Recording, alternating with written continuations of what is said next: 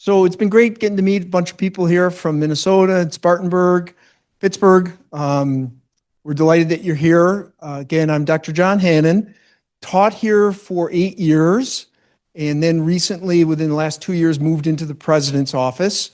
And I work on behalf of Jim Clements and Max Allen, spreading entrepreneurship across the Clemson campus and coordinating it. And so you're in the Brooke T. Smith Launchpad. This has been open for about 2 years. How many is it first time visit to the Brooke T. Smith Launchpad? Few people? All right, welcome. Don't be strangers. We offer a lot of programs and activities. Follow us at Clemson Entrepreneurs, one word, Clemson Entrepreneurs on Instagram, and you can learn more about everything that we're doing here. So before we get started here tonight, I just want to give a few thank yous to a bunch of people. As I mentioned, I work for Jim Clements. I taught 300 students a semester, 600 a year for that 8 years, like 5,000 Clemson students.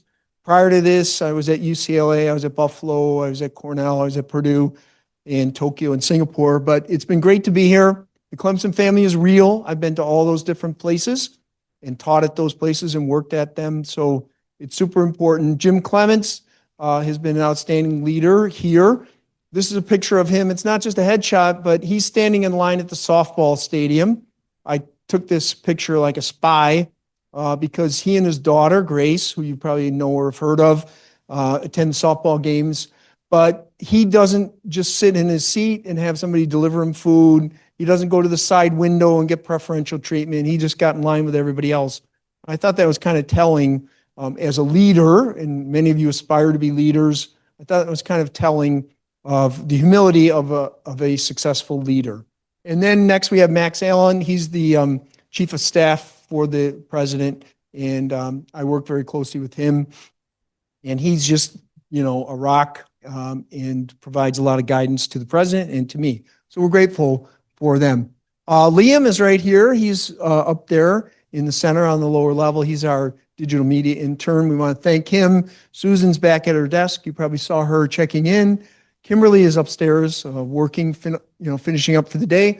Michelle has been bopping around here. She's all the way in the back, and we're super thankful to her. Maggie is our point person for these symposiums, and so there she is right there. So give a wave, Maggie. She does this for you guys, okay? And so what are we doing here tonight? We're going to have a guest speaker for about 45 minutes that Dr. Desjardins is going to introduce in a minute here. But he's going to talk. And then we have pizza. And we also have companies here that are looking to hire all of you, whether you're in construction management, whether you're in business. This is an opportunity for you to put yourself out there a little bit. It's very low risk, and introduce yourselves to these different companies. It'd be a missed opportunity if you didn't take advantage of that. Because frankly speaking, the odds here are better than Little John. They're better than any place else on campus in any other event because they're here looking to hire you. So again, put yourself out there. Life is about collecting different experiences and subjecting yourself, to new experiences. So we encourage you to put yourself out there.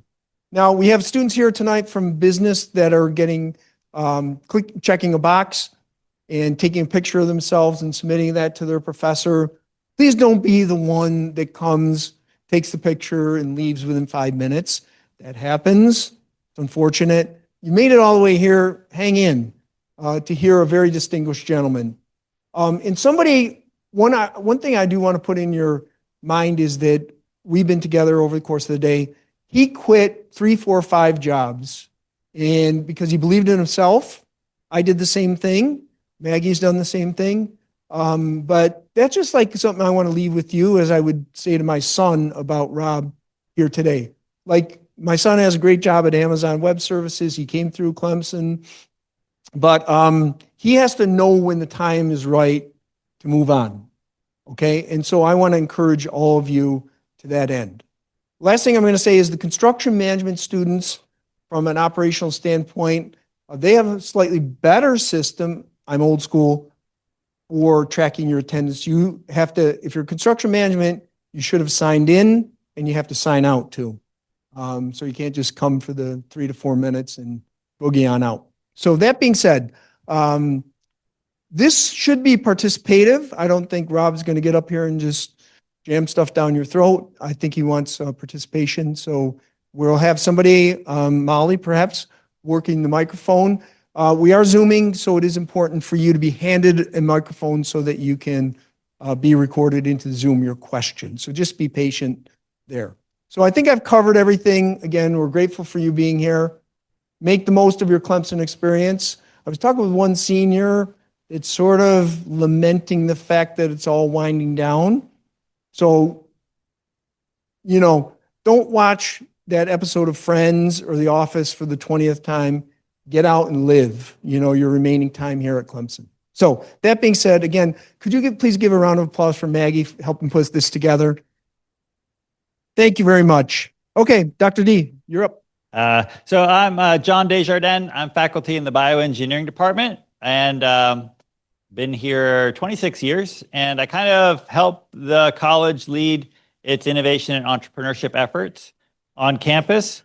We have lots of great ideas floating around in those heads of yours. And our job is to try and get that out there and get you up on this stage so you can win a bunch of money, quite simply. And hopefully from that, then launch your entrepreneurial careers. So today, I am filling the role of introducer. And so as a builder, an engineer, and a business executive, Rob knows the value of the right information at the right time. That's a very, very well put sentence. The right information at the right time. Right now is your time. There's information in the back room. You should go get it. I was told just now that he's hiring 50 people for his company. That's half of you. You could all come out of there with half the people in the audience. He's the background that spans 30 years of working with some of the nation's most respected industrial corporations. He understands the competitive landscape of his clients' businesses. Clients that know that as CEO of Arco Design Build, his most important role is ensuring the success of every stakeholder on the team, as well as the success of the project. That's people skills right there. Under his leadership, Arco Design Build leverages resources from an almost $6 billion enterprise to deliver comprehensive solutions in manufacturing, packaging, distribution, and compliant facilities. So when you get up there and pitch yourself, just say one of those words.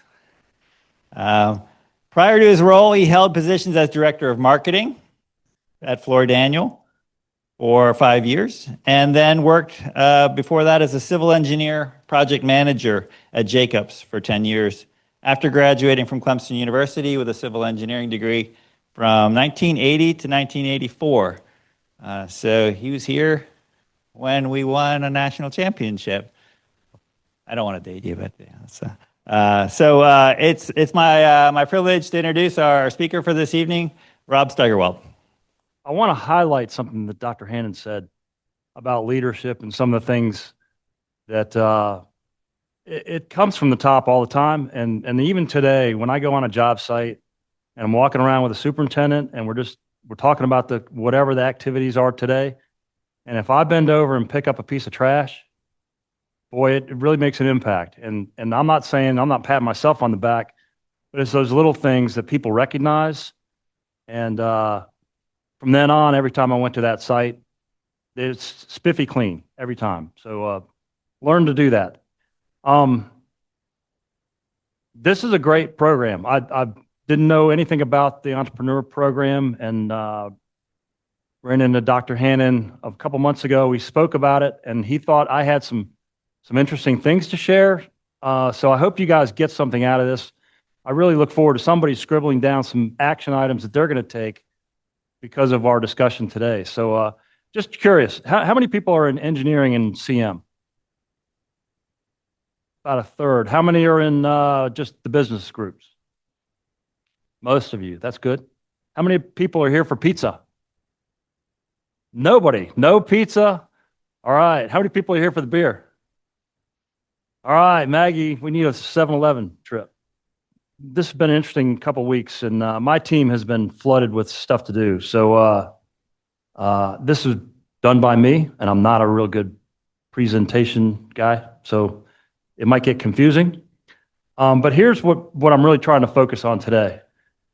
3 specific things. First is to find your passion. Your career is plus or minus 40 years. It's a long time. So we'll talk a little bit about that. Second is, how did my engineering career slide into real estate, and what value did I start showing in that respect? And then lastly, my company is a company that did a great job of setting the table for entrepreneurialism, and I want to communicate what they're doing, how they're doing it, and see if there's an opportunity for you guys. And after that, hopefully we got some time for questions, so I'll do as quickly as I can here. And once again, it's a lot of information that I'd love to share in a semester or a year, and we're not going to do that. We're going to do it in Maggie's already holding up her hand saying, you got 20 minutes left. So just to lay the groundwork, life pre-Clemson. So I was born in Cleveland, Ohio. This is the Cleveland Browns logo, if you didn't know. But at an early age, my dad was director of engineering for Union Carbide. Got sent down to Greenville, South Carolina back in the day when the big north migrations of the northern companies coming down and taking advantage of the textile market that had exited. So we were part of that. Moved down in 60-something, 68, something like that. But we moved to Greenville. Everybody recognizes the bridge. Anybody not seen the bridge? You need to see the bridge. It's a phenomenal thing. It was not there when I was a child. It was not there. I actually used to fish underneath that bridge in Cleveland Park. It's a great spot. What did I do growing up? I did a lot of sports. In particular, I swam a ton, and I played a lot of soccer, which was great. But my summers were spent being a swim team coach and doing a lot of that. And unfortunately, what I wasn't doing is thinking about my college and my post-college life. I was very in the moment, doing what I thought was great and important and fun, and I wasn't really preparing myself. So there's a little theme there that hopefully you guys embrace a little bit. So as I said a second ago, how long is a career? You graduate at 22 or 23 and you work till you're 60, 63, 65, plus or minus 40 years. It can be a sentence, and it can be a sentence at a penitentiary, very depressing, or it can be a sentence at maybe a mountain house somewhere that's golden and great, and your life, from your personal life and your work life, can both be really exciting to be a part of. So hopefully you get some thoughts about that as we talk here. School choice. Of course, I was in Greenville, so Clemson University was certainly at the top of the list. But I considered a couple others. Tulane had a aerospace curriculum that somehow teased me enough. I thought it would be pretty cool. And then being from Cleveland, Ohio, I was an Ohio State fan until Woody Hayes hit Charlie Bauman. And if you don't, everybody know that story? Deal. So from then on, I was like, no more Ohio State, totally Clemson. And over the next couple decades, as you know, those two battled all the time. So it was nice to be on the Clemson side for that relationship. So, of course, out of that, picked Clemson and came up here, and then I had to pick a major, right?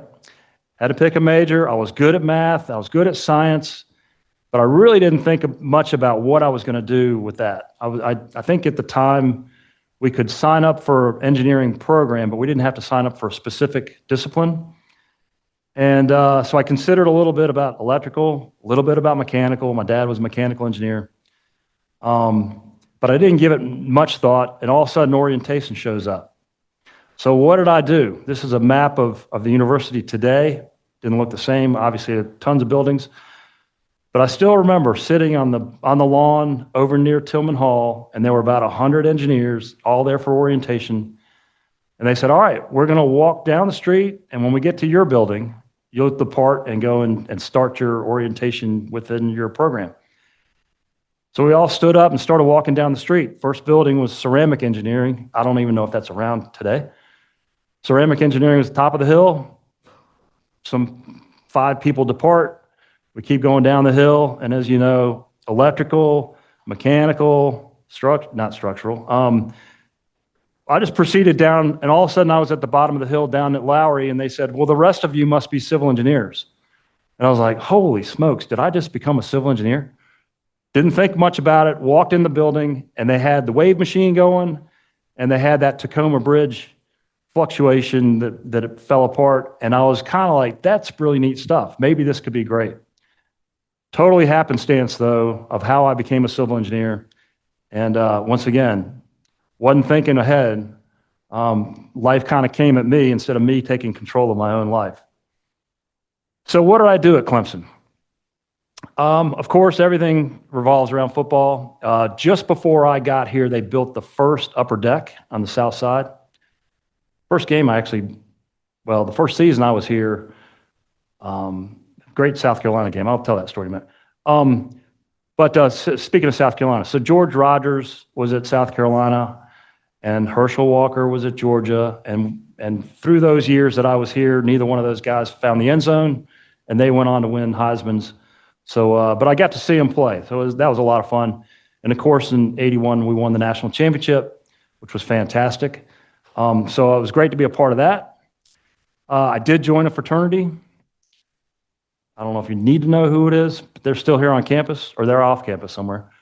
And through that, this was the Pi Kappa Alpha. I think they still do the first Friday parade, if I'm not mistaken. So back in the day, we used to do that. We used to lead the charge, kind of host people. This particular picture is of Brent Musburger. Everybody know who Brent Musburger is? Brent Musburger was in the parade, and it was during these sessions that he came up with that infamous saying, the most exciting 25 seconds in college football.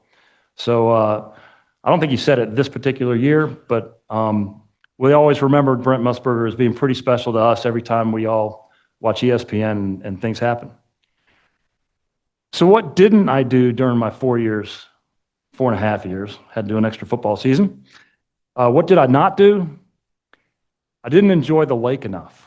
Here I was a fish, loved everything about water, and I didn't go over here and just enjoy what we have that's all around us. So hopefully you guys take advantage of that while you're here. And the other thing I didn't do, I really wasn't concentrating on what was going to happen day one after I graduated. Didn't spend the time and the effort to do that. So not smart by me. So where did that take me? Graduated, I can't read it.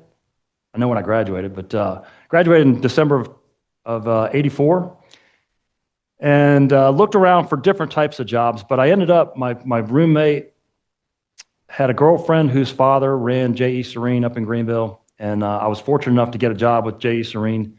My first job was I was a civil engineer doing site development plans for major manufacturing buildings around the country. Pretty interesting stuff, a lot of CAD operator stuff.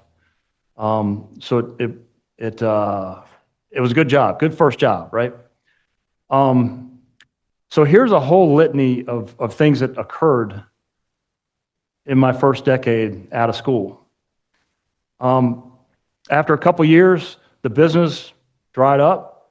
'87 was a depression-ish type of atmosphere for engineering, and I got laid off. My boss really liked me, so he put me in touch with his former company down in Atlanta.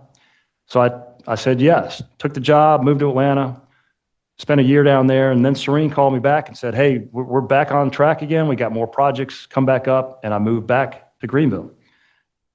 Again, just reacting, not really thinking about what I liked and what I didn't like. So I did that for a couple more years. In '89, they asked me to go to Richmond, Virginia for a temporary assignment. They were doing a lot of work with Philip Morris, and that turned into a long-term commitment. So I was up in Richmond for 5 or 6 years. And while I was there, I did a little bit of sales just to stay busy. they liked what I was doing, and they pulled me back to Greenville to sell their semiconductor projects. So I was flying around the country talking to Intel and IBM and AMD and whoever. Neat job. Unfortunately, they got bought out by Jacobs, and Jacobs came in and said, "Hey, look, we love your resume. We don't need you in sales. We got our own sales team. But what we'd like for you to do is move your home to Portland, Oregon, which is the center of excellence for semiconductor for Jacobs, and then commit to 2 years at the Intel site in Phoenix, Arizona." So once again, somebody kind of dictating what they wanted me to do. I passed and said no, and went and tried to assemble some of the former people that I used to work with. We all got together. We called it Consolidated Engineering Group, small team, and I was out beating the streets around to try to get some small manufacturing jobs. And unfortunately, we just had too many chiefs, and it didn't work out. So the partnership collapsed after about a year. I left and I went to Floor Daniel as a strategic marketing expert, which was a great involvement. Very much enjoyed it. Spent 5 or 6 years, maybe 5 years there. I don't know, you guys can add the thing. And again, Floor wanted me to move to Houston, Texas. And it started by asking, and then it got to almost telling that I was going to move to Texas, and I hated Houston at the time. So I said no, and I quit and looked for another job, and that's when I found Arco. And what was really neat about Arco for a civil engineer at the time, especially, that I was really able to use all my technical expertise and my sales acumen and go down and sell these projects that are a lot of site work, a lot of steel, a lot of concrete, and it really fit what I wanted to do. So that was a great move in that regard. So I was able to use my skills, but the second thing that they talked about that really got me very excited was, let's do this for a while, and if the opportunity arises, let's go start a new division, a new company of some sort. And that's, again, the Arco model is to kind of teach people the design build world, how the company does it, go provide some success, and then as opportunities arise, put a white paper together, and the team will back you and push you out of the boat and let you go try to swim on your own. And that's what happened when in 2005, I moved to Philadelphia to open a branch up there. And that's when really, not just the skills that I talked about a minute ago, being the sales and the technical and whatnot, but also now I got to hire my own team and really focus on client development and all the business things that are so important. So I got to run my own business. And then I got to hire quality people that had the same energy around entrepreneurship as I did, teach them how to do design build. And then as they got older and created success, they would raise their hand and say, I want the next opportunity. What are we going to do? And we talked about it, and you can see the numbers is 7 new offices. We opened an office in New York, Pittsburgh, Baltimore, Richmond, and Raleigh, and Wilmington over those maybe 8 or 9 years. So a lot of people coming through, they graduated from universities and had the same spiel that I'm talking about now.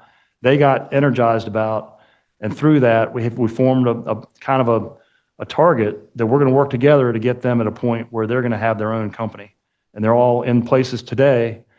For those of you that said they saw my LinkedIn post about my retirement gathering, all those people in that picture are all of them like my business kids that I help develop and move on to different parts of their life. So that was awesome. And then I became CEO, which was great. So again, why was 2005 special? I was able to really grow a business and be on my own as my own success or failure was based on my performance. And I still had the mentorship of my team around, or my boss and the founders of the company. So they were helping push, but it was my boat to row, and it went really well. And so anyway, what I'm trying to explain is, as you talk about the evolvement of my career, I was really lucky because I didn't do this self-assessment every 6 months to say, am I going where I want to go? Am I doing the kind of job I really want to do? Am I putting skills together to go to that next step and do something different? I didn't do all that. It just happened, and I was very lucky. And I hope that you guys take the time to really assess where you are, what you're doing. Use the mentorships. I had a great meeting today with several of the deans, and they explained what they do to support you guys. Take advantage of it. It's wonderful, wonderful programs, and so glad that Clemson has that now. I don't think they had nearly that before. And whatever you do, don't be that guy, right? Don't be that guy that life just comes at you. You just, calmly react and just say, yes, sure, I'll go to Richmond. Sure, I'll go to Portland. That might be good for you, but at least think about it and make sure it really fits your long-term, what you want out of life. All right. So I'll get out of that. So that's like part one done, right? Everybody reset. What else did I see in 2005 when I moved to Philly? I was a lot more engaged with the customer's end game, whatever their business was, how they were their success and whatnot. I'm sorry, I keep coming over. Can't read my own stuff. Need my specs. What I really found was all these business owners are in real estate, right? So whether you are a manufacturing company, real estate's part of your game. If you're a developer, real estate needs to definitely be a part of your livelihood. So I learned very quickly that the returns in these real estates are based on risk versus return. It's a big statement. I'd love to go into a big dissertation on about real estate. It's a quality thing to do, and hopefully Dr. Hannon can set some programs up to do that. But coming out of it, what I really understood was there's a lot of criteria that goes into the really into the performa. If you know who knows what a performa is? Anybody? A couple people. A performa is basically all the data that goes in and gives you an answer that says you're going to be profitable or not profitable if these measurements happen. A lot of those are baked by the market, like I don't know, lease rates, inflation rates, cap rates. All those are little things that get plugged in, and they're kind of driven by today's market influence. One of the biggest things, I guess I'll just finish this particular comment off with our second core value is understand our customer's business and solve their problems. This probably isn't the right spot for this. This was a bad slide by the marketing person that put it together. But it sings to what we do and how we do it. And part of that statement goes back to real estate being the core business of our clients. I got this, tried to make it funny, but what it really is trying to show is risk. Risk is such a part of these performers and this real estate. A lot of information goes into it, and when it's captured, a lot of those are just guesses in time, and the more those guesses become firm and solid, the more confidence that owner has that this is going to work or not work. And they need to know that as quickly as possible. So the real comment, I guess the third bullet that I showed there, the more criteria you can guarantee in the equation, the less risky the real estate becomes. So we recognize that. And from that, one of the biggest items in that performa matrix is the project cost. It's probably 3/4 maybe of dynamics that are going to happen. So this is kind of a summary of a bunch of the different costs of a typical project. It's got the land, it's got soft costs everywhere, which are like legal and entitlement stuff. And then it's got the design, and then it goes over to some of the land development costs. I can't see it, but and then the marketing. Once they get done with it, they got to do something with it, and they market it, and they get at least. In this particular case, $48 million worth of development costs. If this was a typical pro forma, a lot of these are guesses, and the owner is very nervous. And our job, or my job at the time, what we learned to do was take these guesses off the table. So we work very hard. All the things I highlighted are things that we do at the very beginning to guarantee those are fixed numbers now, and it takes a lot off the table. And if you look at the upper right, I think it's 47% of those total costs are now guaranteed. No more questions, no more risk to the owner. They're in better shape. One of the other items that shows up here is I circled the land price. We can, even though we don't own the land, we can still influence what that cost is going to be.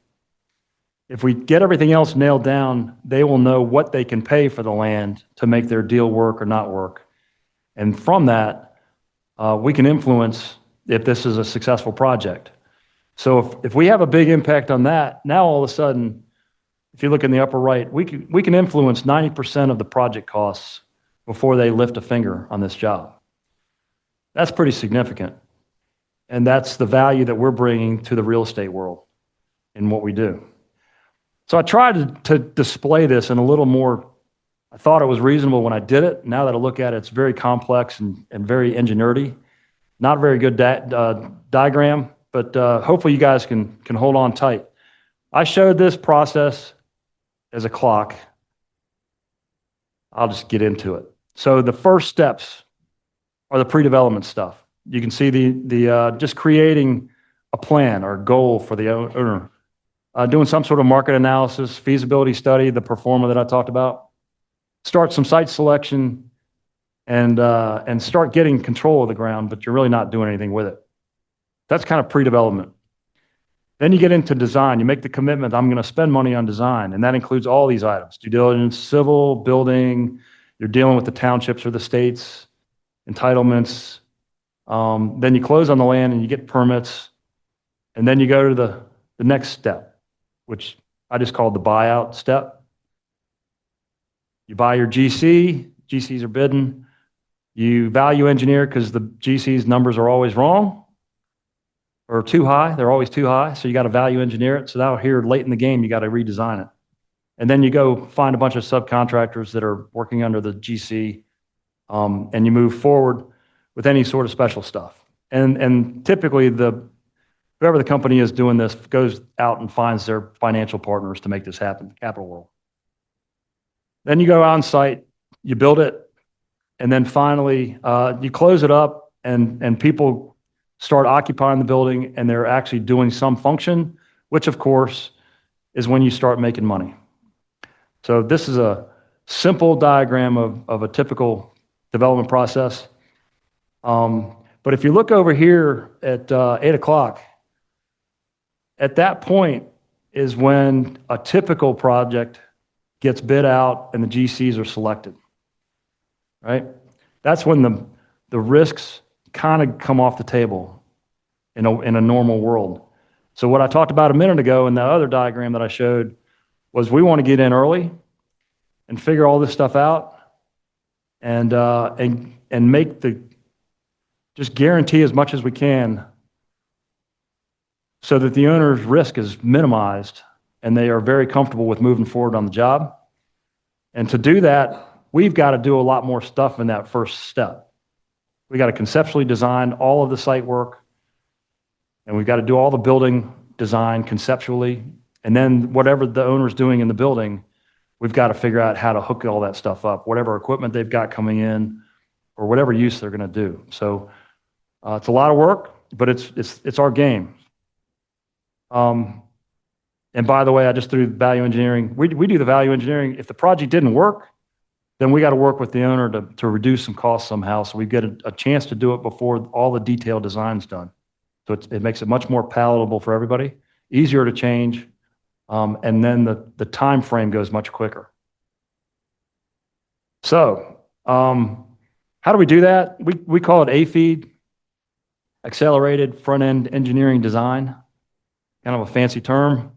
But it does show that we're doing it quickly. We're doing everything very quickly at the front end, and the decisions can be made. But a lot of work happens. A lot of work happens.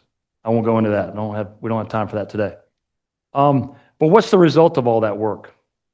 Here's kind of like most typical. We develop specifications in detail. Got some sort of a breakdown in the lower left of the cost. The project costs are broken down so they can understand them. We develop a really detailed schedule to help them understand how this is going to proceed and what major steps are happening at the beginning to finish off any other risks. And then we give them a bunch of options of different variables that their business may need as they really start sinking their teeth into it about maybe expansions, take a wall and prepare it for expansions, little things like that. We try to give them a slew of options that they can kind of consider as they go forward. All right, so again, same poker game, different step. Somebody's taking chips off the table. Risk is done. So as individuals, we get a lot of gratification from doing all that work, even though it's a lot. We know that we created all this value for those owners, and it's very gratifying. So our design build managers, we call them design build managers, not PMs. We understand their business. We do all these conceptual designs. We create a risk-free offer, take the chips off the table, and we win the work. And then we start moving forward. We manage the design. We move forward with construction. We get them into their building, and they can go do their job. All of our DBMs are engineers or CM, some CM, but all engineers. So they walk in expecting that they're going to be really the conceptual mind behind this whole thing. So that's end of phase 2. So I'll go through this quick. So ARCO, what did we do? These two guys got together in 92. Dick Arnoldy is the AR of ARCO. Jeff Cook is the CO of ARCO. And they were big, they listened to Tony Robbins and Jack Welch about how to grow a business and do all this fancy stuff. So they promoted that they were going to go hire the most intelligent and entrepreneurial people they could find to be their project managers. They were going to teach them how to do design build, and that's going to be how they're going to use their intelligence. But their entrepreneurial is going to pop up one day. They're going to raise their hand and say, I want to do something else. I want to grow and do something else. So they want that. So what happened over these 30 years since 92? We are the largest warehouse and distribution design builder in the country, or general contractor. We're number one in the industrial world, number 2 in the industrial world. We're number 4 design build firm in the country. And that's going to go up because more and more projects are going design build. So our expertise should make that go up. And then we're currently number 17 general contractor in the country. But the one I'm most proud of is we finally cracked the top 100 private companies in Forbes magazine. And that's pretty strong if you think about what's going on in the world with all these AI companies. They're all at the top. But we're in the top 100. So these two vision was tremendous. And if you look at what businesses they drove, this is a representation of the ARCO family of companies. Mine are the red ones and the pink ones over towards the left. The red ones are all geographic locations and some divisions within them. And the pink ones are all subcontractor businesses. We've got a concrete business. We've got a mechanical engineering business. We've got, and then we have a bunch of architects groups. So we've got a ton of different side businesses that have sprouted over the years that people have raised their hand and said, we need to do this. I want to manage it. I want to run my own company. And you can see what it is. So I have 34 under me. The total on this page, for ARCO is 100, I think it's 142. 142 companies have sprouted out. So I'd call that pretty successful, and we're just really getting cranked up. We're starting to diversify in some verticals that are going to make this blossom even farther. Where are we located? We've got about 50 locations around the country. Any major city or secondary city that you know of, we're probably there. And then we're dealing with major clients that I'm sure you see a lot of these companies. So a couple of specific jobs that are kind of fun. Topgolf, we help Topgolf go around the country and build, I think, 40 of their facilities.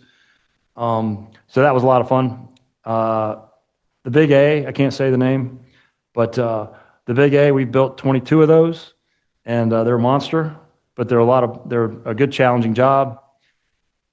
Some companies that you don't know, but representative of what we do a lot of are some QPSIs, this particular company. I just like the building, so I threw it on here. But they do some pharmaceutical work, which is kind of neat. This one you probably haven't heard of either. Goodman is the second largest developer in the world, and we built this building for them. It's almost 1 million square feet.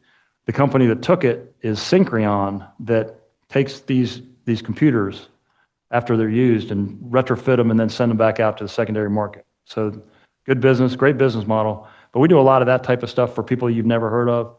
And then the last one not the last one. This is Arizona Beverage. We built their New Jersey manufacturing plant, which is great. And then the last one is in RTP. We built a 7-building complex for Eli Lilly that was 700,000 feet. A lot of fun, great project, and we're doing a lot more for Lilly tomorrow. So that said, I'm open for any questions that you might have. Hey, thank you for coming out. Quick question about the ARCO design or business model. Yeah. Do other construction companies or engineering companies in general have this model where they have separate CEOs of different divisions and companies that kind of combine together in order to like make one big company, or is this something more unique to ARCO in this specific field? It's probably more unique just because of the way we spin the companies out. And so it forms, we have several presidents, kind of like a bank, Yeah, probably Bank of America probably has 100 CEOs. I don't know. I'm guessing, but good question. But I don't think anybody else does it. No. Quick question. So I know how you highlighted that the previous, like the founders essentially were looking for people who are entrepreneurial minded. Yeah. And when you were talking about how you guys would have a new opportunity for a new location to be taken over, what traits were you looking for? Or like what traits could you see in the people who would take over those offices that you were like, yeah, you're ready, and we all know that you're ready and you've got this essentially, and you let them take over? I'm not sure. I think you're asking what traits like if they're working under me, what are they doing that I can say that I can take this person and go spin off a company? Yeah, so they have the Fair enough. experience, right? All right. What personal traits like? Yeah. Well, we do the DISC test. This came up earlier today. I was speaking with some of the deans about this. We do the DISC test, and we love people with high D's and high I's, if you know what DISC is. We get a little nervous with people with high C's, which are most of us engineers are high C's. And the reason for that is high C's tend to want to continue to analyze and not make decisions quickly. So keep that in mind. Sometimes you just got to it's good enough. I just got to move on. And so high D's and high C's. We also do a intelligence test. Can't remember the name of it. Somebody can probably spit one out, and I'd probably say, yes, that's it. But I don't remember. And then we do a third thing that I can't remember the grouping of tests, but there's an item in it called Vigor that we found kind of shows people who are just energized to do stuff. Just get after it. And it's the first, we found it a couple years ago because we couldn't nail it down. So that's, hopefully that answer it. Now that's testing. And then we get to work with them for 5-6 years and see how they deal with problems, see how they deal with their customers. Are they over communicating, which is great? Are they really driving for raving fan creation, or are they just trying to get the job done and bank more money? Are they trying to cheapen the deal? And one of our first core values is treat people fairly and do the right thing, and that's kind of like a core with our clients. If we screwed up, we got it. We're not going to try to skinny it up just to make an extra dollar. So, but it all comes into play. Good question. Anybody else? I was just wondering what it was like going from working as like a civil engineer to doing the marketing for engineering and then going back to engineering. What was the first part of that question? Being a getting your civil engineering degree and then going on to go into like the marketing segment of it and then going back to What was it like? Yeah. I'm a marketing student, so I was just curious. It was kind of refreshing. I mean, the Richmond, when I was up there, so I was a civil engineer dealing with manufacturing plants. So their focus is, or at the time, let's just be specific, they were building a tobacco plant. It had a lot of mechanical engineers and a lot of process engineers figuring out how to spit out more cigarettes. They didn't care about what I was doing. I was a civil engineer. So I really didn't have a lot of time. And I just kind of raised my hand and said, hey, I'll go knock on doors and see if we can get some other stuff going on here. So for me, it was kind of fun, kind of a change of pace. And then I got away from that CAD machine. So after probably 10 years of that, I was ready to not sit behind a machine and kick around. But it was, look, it was kind of my personality to do so. And so that was nice. But driving the marketing was kind of the interesting thing. My role specifically was they had a sales team out doing whatever. They'd get an RFP that would be 3 inches thick to respond to, and it was my job to read it and understand what the client was probably asking for and figure out what we had in marketing that was going to be able to answer those questions and how we could format it to make it make sense. And then push that back to the salesperson and say, you didn't do your job completely. Go back and ask this and drive this and position better. So it really, over the years, I evolved and became pretty aggressive towards the sales. But it helped me understand when I got out of that role, this is what I got to do in my new role, is to position better, get prepared for, way before the RFP. The RFP is just like the last response. So it helped me a lot. What would you say were really important skills or lessons you learned in your early professional career that helped prepare you to be a manager for your own branch? Well, look, I hate to say it, one of the items, I was captain of a lot of teams when I was a kid. So I think I learned early on how to develop those type of skills. Being a swim team coach, as stupid as it sounds, I had 150 little screaming kids that I had to convince to, hey, we're going to warm up with a mile, get after it, So that was the start of it. College, nothing. I showed you, didn't do anything productive really. And then I don't know. I didn't develop well. We've changed our model. Because of some of the failures that I did growing up, we are very aggressive on people development. It's a big part of our program. When people start, they're expected to understand how to be independent project manager in 2 years. Day one, they are a project manager of something. They're going to go buy doors and hardware, or they're going to manage the fit out of this little space from day one. So they grow quickly, but then the next series, we make sure they're very well prepared to run a business. And then today, we're starting to, if anybody knows Wharton, University of Pennsylvania, UPenn, we're tied in with Wharton to do an Wharton specific program to develop some pretty major business skills. And so people development is kind of like we've really ramped it up in the last 2 years maybe. And I think that'll come back and we'll see some really strong things from the I don't know, they're all like 30 now, 32. So really young. And they're running $200 million companies. So it's pretty exciting. Hey, with the recent federal push for like advanced manufacturing to come to America, have you guys seen like a increase or spike in like need to build manufacturing plants or warehouses? Just in warehouses? Warehouses like in America in the past year? Yeah, we have seen a lot. We're doing a lot with Nucor. They were a partner of ours. We bought a lot of steel from them in 30 years, but we never really built their manufacturing plants. Now we're building their plants because they're onshoring a lot. We are seeing a lot of that. There's a lot more talk than there is action, quite honestly. But I think it's progressing in the right direction. The market is still a little bit unstable. It's gotten better in the last 18 months, but it got uncomfortable about 2.5 years ago with interest rates being up, and that carried over to some other problems. So it got uncomfortable, and now I think everything is stabilizing to where those onshoring activities are going to really blossom, in my opinion. I'm no economist, by the way. So AI is the buzzword that people are using right now, but I want to know what technologies besides AI are you guys starting to heavily invest in for designing and building these different types of office space or buildings in general? Yeah, he was asking about what programs are we integrating into our system for the next level of project management. Yeah, look, we had Salesforce, we just abandoned it. We started Procore a couple years ago, 4 years ago, and that's really helped us do a lot of things. Is that what your question is? Are you guys investing in like drones to scan drones things? We're doing some interesting. I don't really want to give them up. We're always looking for something, and we've got and look, we're one of my business as part of our business planning for my 34 companies. I'm giving you $250,000. Tell me what you're going to do with it.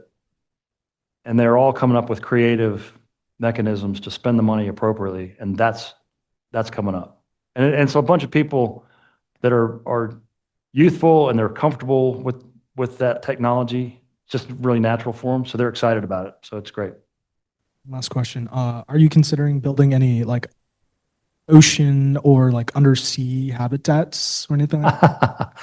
He asked if we were considering building any ocean undersea habitats. I'm not going to do it unless I have a customer that says, let's go figure it out. But that would be interesting. I have not heard that yet.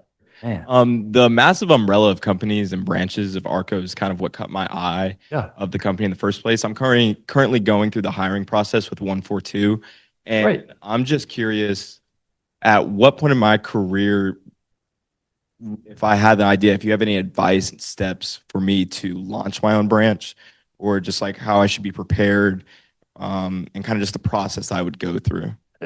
It's a good question. So 142 is our architectural group. It stands for ADB, Arco Design Build. It's the first and the fourth and two. You knew that. Part of what I was trying to promote today is for if you got your first job to just stay aware of where you are and constantly take time to look in the mirror and go, is this really what I want to do for 5 more years? If so, great. If I want to be doing something else, what skills do I need to start learning that might get me to that something else? That I can still stay with 142 and just branch out. So start getting exposure to different things. That's what I'm encouraging all of you to do. And specifically for 142, I have, who knows? They're one of the people I was talking about. They have some technologies that they're considering that are pretty neat. So there might be a chance tomorrow for you to raise your hand and go, hey, I heard about you guys doing that. I'll take it. And as soon as you go to Wharton and get your MBA, we'll let you take it. I'm just kidding. I'm kidding. Thank you so much to Mr. Rob Steigerwald. Give him a big and I'll be over here. round of applause. We also want to welcome and thank all the companies that came. Like Dr. Hannon mentioned before, this is a wonderful opportunity for you guys to network, to get to meet people that are hiring, that are interested, and also getting from their experience what they're looking for. Like Mr. Steigerwald just told us, it's about starting to think what happens after you graduate, and the best time to start planning is now. To them, they're going to introduce themselves real quick, just to give you a little bit of information on what they're doing, and they all have a table in the back, and we'll be happy to talk to you. Please, we're going to welcome our companies here. Hi, my name is Steve Charlton, and this is Taylor Packabit Godfrey. We're from EAS Professionals. It stands for Engineering and Surveying. We're a Greenville local company, kind of a smaller company. What he was talking about earlier, we get involved in the early conceptual stage of a project and the due diligence. So we have geotechnical engineering, environmental engineering, construction materials testing, and then we have a very robust survey group. We do a lot of LiDAR surveying with the drones and whatnot. We've got 4 offices, Greenville being the biggest, Columbia, Charleston, and then Asheville. We're growing very rapidly, and we have a real strong business model we just put in place last year to grow the company. So we're looking for interns, students like you, to come aboard summertime, part-time, full-time. Got great mentors to train you up, and hope to see you come back, see us at our table by the door. My name's Andy Bajowski with Barrier Island Engineering. We are a fresh startup coming up on 5 years almost. A very small company, under 10 employees in total. We do civil engineering, site design, stormwater grading, water and sewer utility, everything from conceptual site planning through construction admin. And we have a primary office in Charleston, and then we just recently opened up another very small second office right here in Clemson. We are looking for summer interns for 2026, and we potentially have one more spot to fill for full-time in our Charleston office. Hello, my name is Tim Howard, Carbon Sense. We're based in Seneca. Startup, 3 years. We launched out of the Water Innovation Center in the basement. That's where we started, students, and then we've started it into a company. One of the things that we do is looking to see if the building operates as per expected. So we'll be monitoring the energy, and is the building using the energy that it's meant to be using that the engineer said? Is the HVAC system working as per the design? We've just started up with one of our research where we've got a, not a drone, but a robot that goes into the ductwork to see what the temperatures are at different parts within the ductwork. I'm Jay, this is Louie. We're with Innovative Manufacturing and Design, Greenville, South Carolina. We're a contract manufacturer, so CNC mills, lathes, welders, EDM equipment, if you know what that is. But we bid on big projects and production volume of components and assemblies for some of the larger OEMs. So your GE, your Bosch, your Michelin. A lot of those guys are assembling, but they're not making the parts from scratch. So we're making the parts from scratch. We're buying the billets, the aluminum, the steel, the Hastelloys, the Inconels, and we're machining them into a component that they can then throw into their turbine or throw into their linear motion assemblies. But we do hire summer interns every year. Louis is a product of that. He was an industrial engineer here, was an intern for us for a few summers, and we hired him on. I'm a Gamecock, so I'm itching in here, but yeah, we do hire some interns, and it does turn into a full-time role. We're growing. We're looking at adding more equipment. Our equipment now does up to 9 axes, and we're adding 3D printers and more CNC. So, hey everyone, my name's Tucker Laughlin. I work for Tabby. We are a mobile app that is building next generation payments for restaurants and hospitality. So we are hiring computer science interns immediately, as well as sales and marketing interns. We've hired a few Clemson grads, so come back and see Utkal and I, and I'd love to tell you guys a little bit more. Thank you so much, everybody. So please welcome again. Give us a big clap, everybody. The companies will be over there. There is pizza as well. Take the time to connect with people, talk to them. Everybody has a great story to tell, great advice. And if you're looking for a job, like you heard, there's plenty of opportunities for everybody. We appreciate the people that was on Zoom. We really, really thank our team of interns that help us so much to put together this big event for you guys. And especially we appreciate you that took the time to be here with us here in Launchpad in downtown. Like Dr. Hannon said, we hope that for the guys that it's the very first time that came, that became regulars with us, that we keep seeing you. So thank you, everybody. And now time for networking and pizza. Thank you, everybody.